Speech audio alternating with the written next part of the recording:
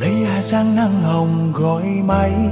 bức tranh đẹp ngỡ là tiền cánh. Núi nghiêng mình yêu thương, cao nguyên đa sang bừng kỳ vĩ. Mùa tháng ba lòng mãi thôn thức tiến. Ý có nhỏ có chỉ sao tỏ, nhưng mà khi sẽ lưu đột suốt tu sẽ bùi yếu mua tu sai dân suốt phong như tu mong tư họ tàu kế có gió nê trẻ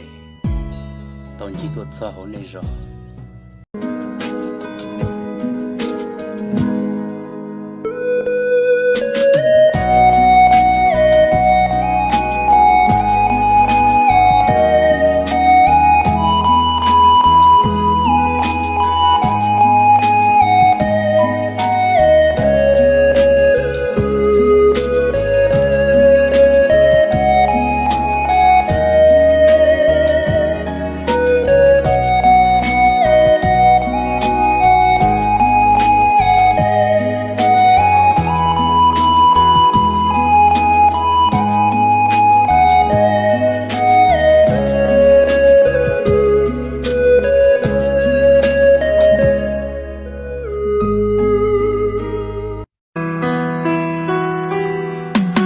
Dù lũ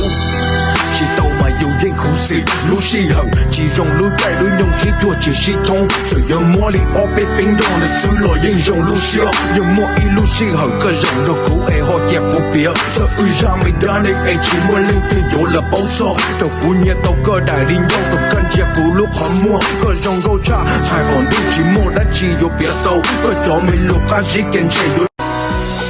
yo có xuân yo có số si hắc mù cho kê từ xa mua con đâu kê từ xa tua có dài tê xa bư có sa bắc cho yo thâu từ cu lu xe nhìn nhia lu con